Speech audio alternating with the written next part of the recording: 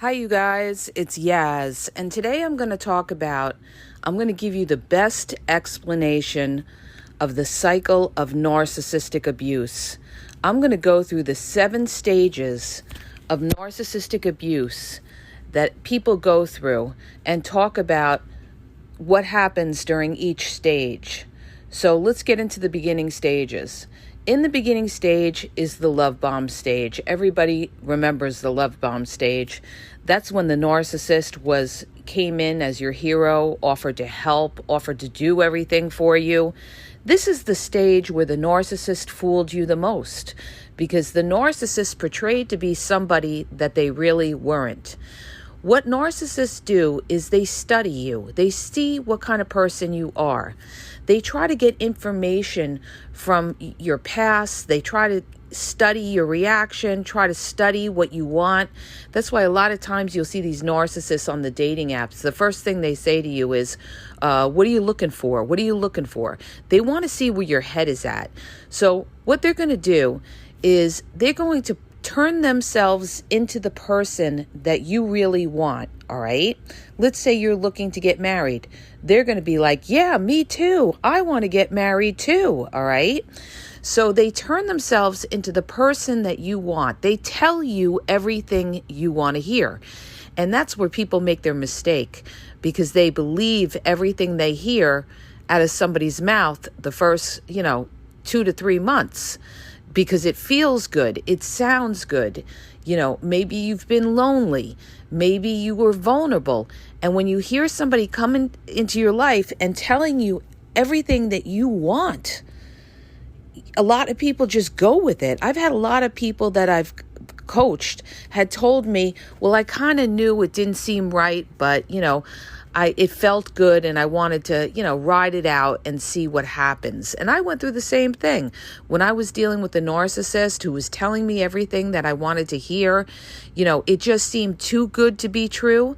But yet I didn't want to let go of it because it felt good. And this is what happens during the love bombing stage.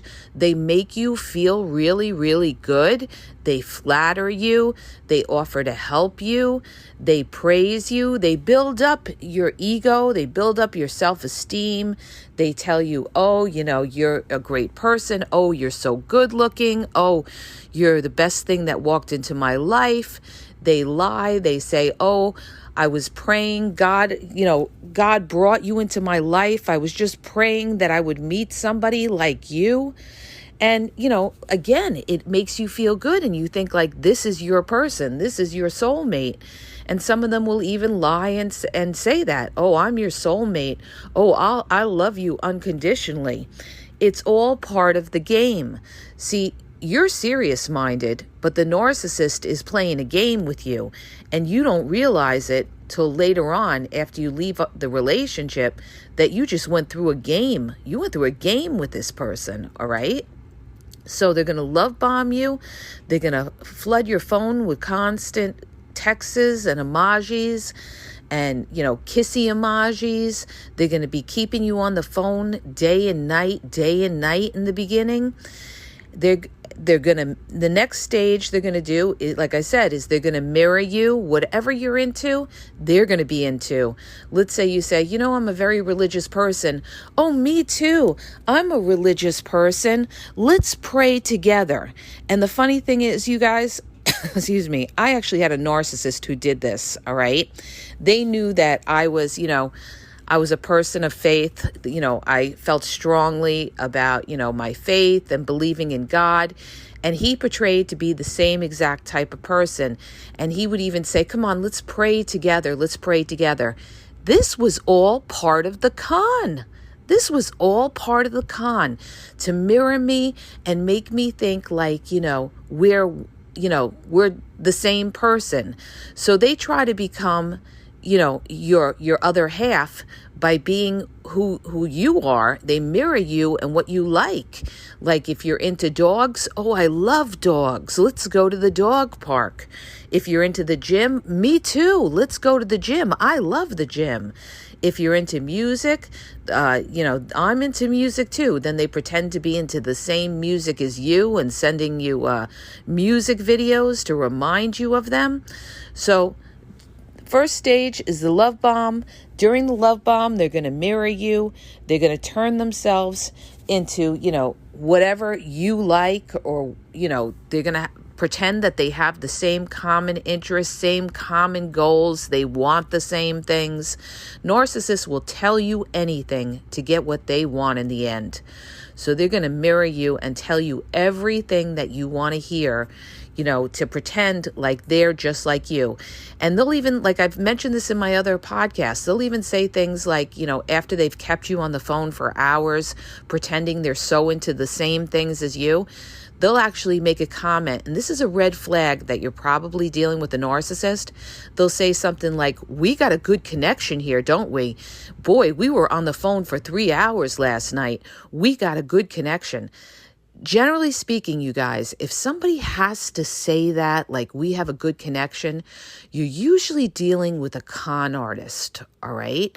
Because most people do not talk like that when it's natural and you really have a good connection. They just, they just vibe and they move forward and everything like that. They don't have to point it out. See, but a narcissist points it out because they want you to think like you do have that connection. They also, during the stages of narcissistic abuse, during the mirror stage, the reason that they do this is they want you to trust them, all right? The goal of the narcissist during the love bombing stage is to get you to trust them. Why is that? So that you drop your guard. The narcissist wants you to drop your guard, all right? So they're going to move fast and furious. Narcissists move fast in the beginning. They'll have you in a relationship within 1 month. They'll be telling you they love you. They want to marry you within 1 month, sometimes even sooner. Some will even tell you within 2 weeks. "Oh, I fell in love with you. Oh, I want to marry you." They'll have you moving in together really fast. They'll have you moving in after a month or two. All right. And this, again, is their goal. They want to get in there, get that supply before you figure out that they are, they're not authentic. All right. That it's all a game. So they love bomb you. They pretend to be your hero. They come in as the angel of light. They fool you. It makes you feel good. The way they make you feel. See, that's what it is, you guys. They make you feel so good. And they're so easy to deal with in the beginning that you fall for it because you're in a world where people are jumping around. You're in a world where you're lucky if people call you back or people are serious about getting to know somebody. And here comes along the narcissist that floods you with attention, floods you with flattery, offers to help you out here or there, compliments you, makes you feel good in the beginning. And, if you're a lonely person, you're going to fall hook, line, and sinker for this person if you're not aware of narcissistic abuse or not able to spot that narcissist, okay? So they love bomb you. They mirror who you are to make themselves just like you. Next, what they're going to do is they're going to future fake, all right? They're going to talk about the future. They're going to talk about, when we have kids, our kids are going to look just like you. And, we're going to have this house. Where do you want to live? You want to live in the country? You want to live in the city? Oh, we could get a great house in the country or the suburbs, or we can live in a minted out apartment in the city. They're going to future fake. So what they did is they did their research to find out what you really want, okay, where you want to be in life, and they build up this big dream in your head that the two of you are going to live happily ever after, okay? Happily ever after, that they are never going to leave you. They will love you unconditionally. They are your ride or die. So they're going to build up this dream that the two of you would have this wonderful life, okay? That this dream is going to be the answer to your prayers. It's going to be, what's going to make you happy. And so they're going to talk about everything that you want. Let's say you want kids. They're going to be like, "I love kids. Wouldn't it be great when we have kids, them running around here in the back? Or we could take the kids to the mall, or I'm going to teach kids sports." They're going to talk about all this kind of things that, future fake about your dreams. Or, when we get married, we're going to travel the world. We're going to go to Europe. We're going to go, all over the world, and we're going to do this and we're going to do that. And I'm going to buy you a beautiful car, and I'm going to do this. And, I will never leave you. And we're going to be, making love every day. I'm going to make love to you every day, just like this. So they're telling you, you guys, everything that you want to hear. I have to laugh about it because it's just so fake. It is just so fake. But when you're in it, you don't realize it. You don't realize it, okay? I mean, something about it may feel, not right. And that's where you have to trust your gut. It's just going to seem, like I said, it's going to seem too good to be true. And that, you guys, is your red flag to move slow, all right? That this person is probably inauthentic, if they're too good to be true. The other thing, too, is you always got to look at the timing of things. If they're talking about marriage and they don't even know you, you've got to question that. And you've got to say to yourself, why would they want to marry me? They don't even know who I am, okay? You don't know somebody after a month. I mean, come on, you guys. You don't know somebody after a month. It takes time to get to know somebody. You've got to see somebody when they're happy, when they're sad, when they're mad, when they're depressed, when they're going through something, when they're rich, when they're poor. That's when you're really going to know somebody. But narcissists, if they're all of a sudden they want to marry you and they don't know anything about you, all right, except maybe they know that you have money, ding, ding. They're probably doing all that because they want to marry you for your money, all right? Or, they're looking to just say whatever just to use you. So now you've gone through the future fake. Now you have this dream in your head of what your life's going to be. Now the narcissist, you fall, you trust them, you're all in, you're exclusive in the relationship. And the next thing is in the stage of narcissistic abuse is the stage where the narcissist has you. Now you're at the point where you're coming off the love bombing. The narcissist has you. They have attained you. Now you're in hook, line, and sinker. Now you're sweating the narcissist.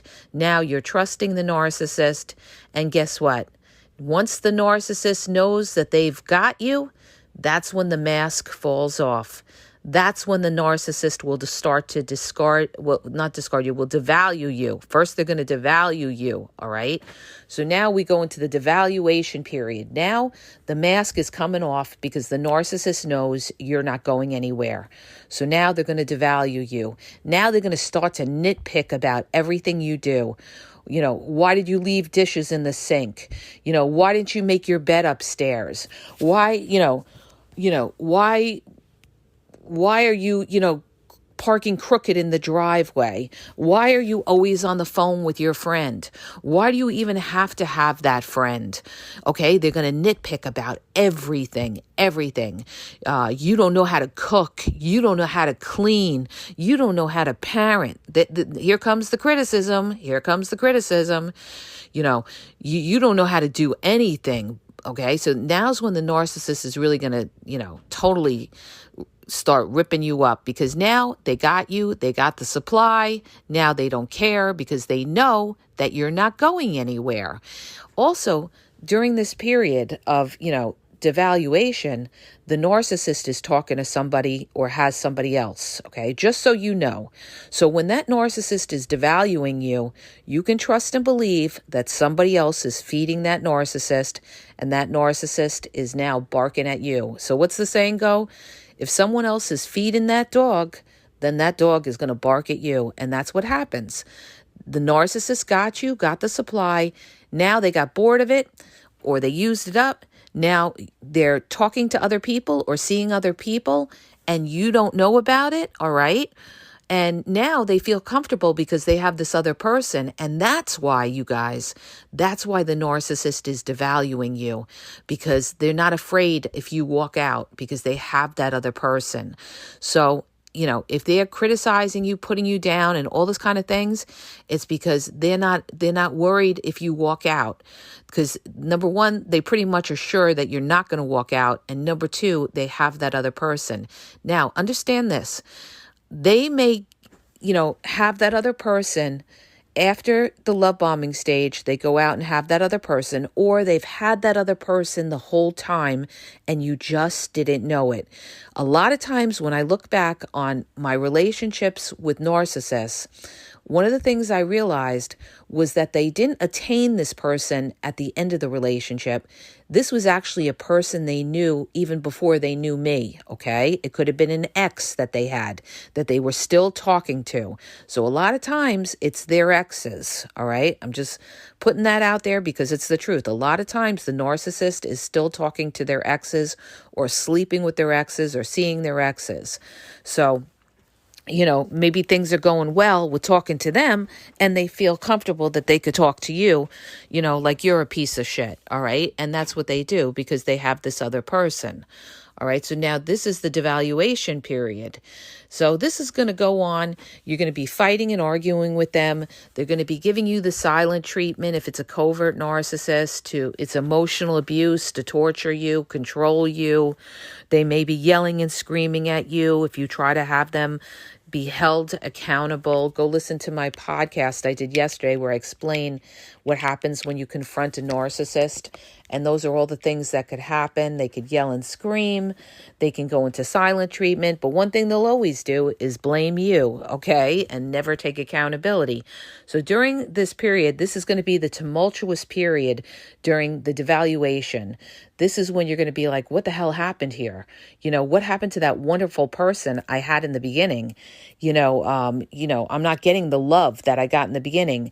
They're not calling me as much. They're not texting me as much. They're not telling me they love me as much. All right.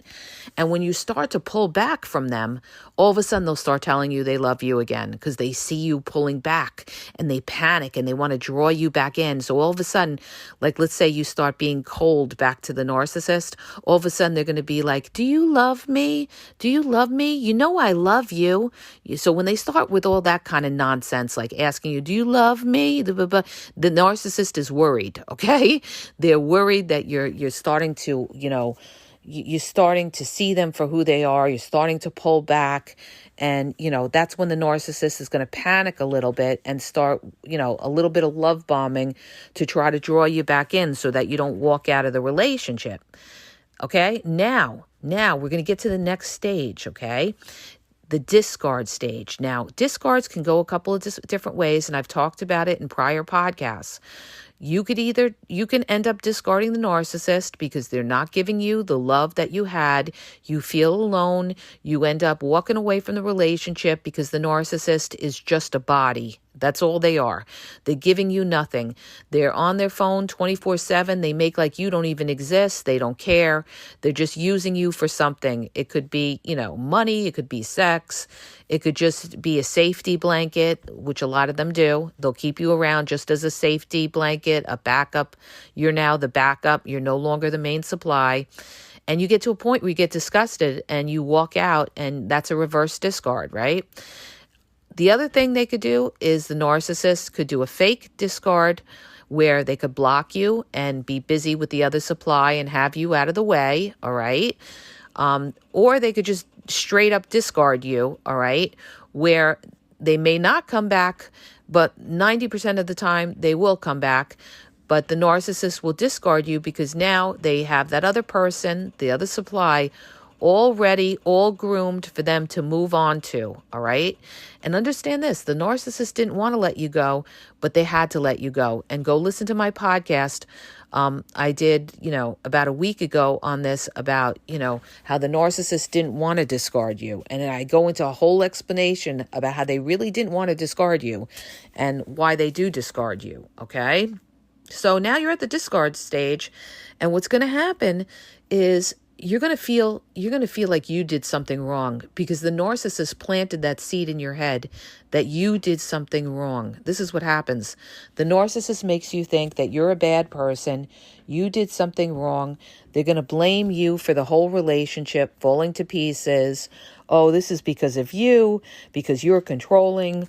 yada, yada, yada. This is what the narcissist does. They want to put all that shame onto you. Or if you leave the narcissist, they're going to play the victim. All right. Oh, I really tried. You didn't make the effort. I really tried. You just walked out. I was in the relationship and you just gave up on the relationship. They are just full of it, okay? They're full of shit. They knew what they were doing. Never think that narcissist didn't know what they were doing. They know that they weren't giving you that love, but they're going to lie. They're going to say, I was in the relationship. I really loved you. I want you to know I really loved you. And this is what's going to fuck up your head, because you're going to think like, well, did they love me? But then why did they not want to sleep with me? Why were they not affectionate? Why didn't they want to even sit next to me or show me love or kiss me? Why didn't they want to be close with me?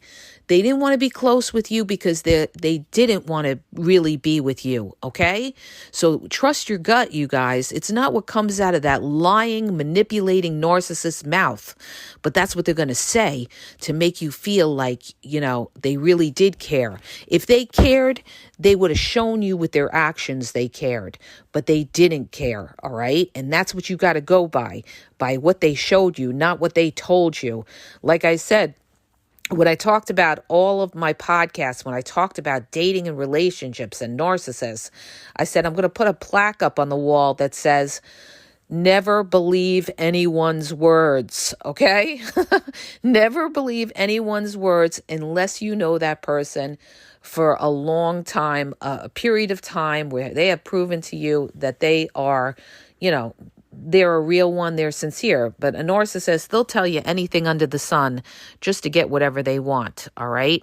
So, you have to go by what you saw and everything like that. And the narcissist got the better of you, you guys, because you just didn't know at the time. Forgive yourself. You didn't know what or who the beast you were dealing with. That's what it is. You did not know the beast you were dealing with. And that's exactly what they are. They're a beast. They're a manipulator. They're a con man, con woman. They're a trickster. That's what you dealt with, all right? You dealt with someone who played you to get something out of you. That's what they did. They ran game on you. This is what these people do, okay? But now you know. And now when you see these signs, you're not going to fall for that, because you're going to take your time and you're going to vet this person to see if they really are who they really are, okay? This is the problem too. A lot of people don't vet out, when they meet somebody. And what I mean by that is weed out and make sure that this person is true. This person is authentic. A lot of people just, they're very gullible and they believe everything they hear. So during this last stage of the discard, right, the narcissist is like just basically, that's it. The relationship is pretty much, it's done. It's done.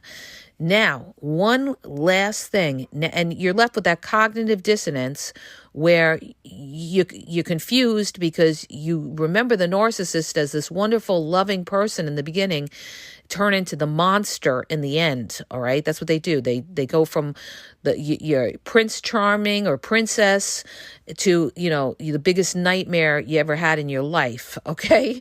That's the end result of the narcissistic abuse relationship.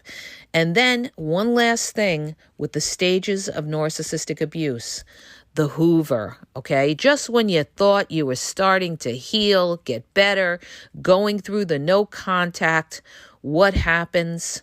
The narcissist hoovers you.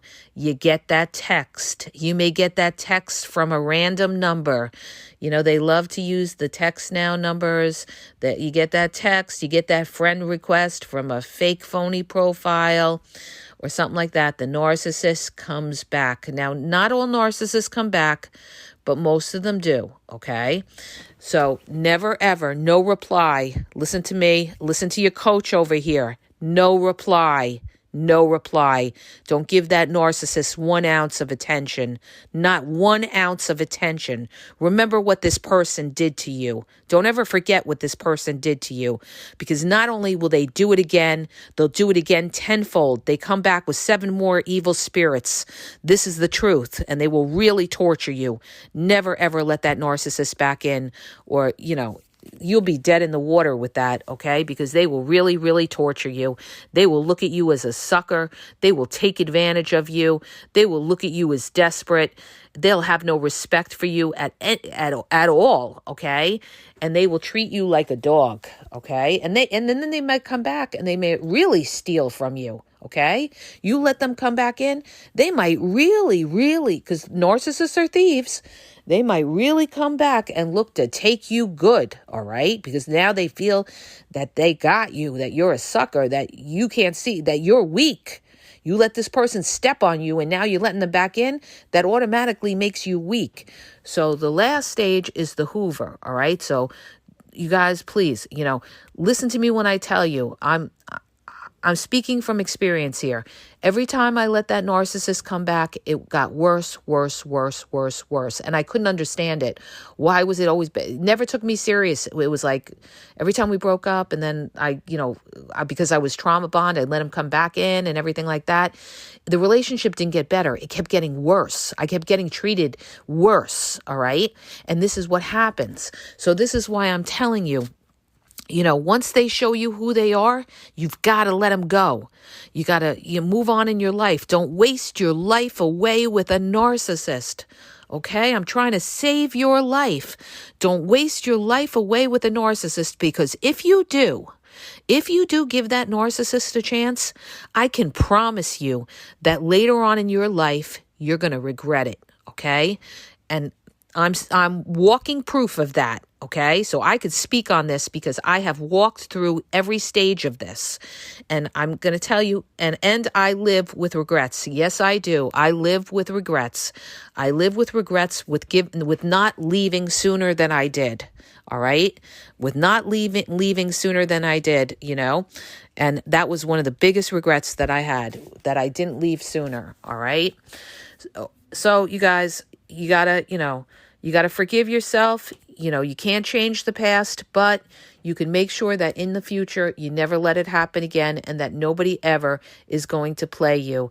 And, I know it's really hard with that cognitive dissonance, because you're looking at the narcissist as a different type of person. You're remembering them of, all the wonderful things of, how they tell you, ooh, baby, I love you so much. Oh, I just love being with you. You're thinking about all these things, right? But the truth of reality is that was all game. They were running game on you, okay? If they really loved you, they wouldn't have treated you like shit. Period. End of story. If they really loved you, they would not have treated you like garbage, because people that really love somebody don't want to see them hurt. So the narcissist didn't love you. They didn't love you. They might have cared at one point. They may have, when I say care, I mean enjoyed your company, enjoyed the sex, may have had good times. Remember what I said in my past podcast, you guys. You can have good times with somebody. It doesn't necessarily mean that they're a good person, all right? So I hope that helps you. If it does, hit the subscribe button, share the podcast. Have a great day. Check out my one-on-one phone coaching. Link is in the bio, askyaz.wixsite.com/thegameexposed. TikTok is The Game Exposed. YouTube is The Game Exposed Podcast. Instagram, The Game EXP 123, and Facebook right now is The Game EXP 777. And have a great day.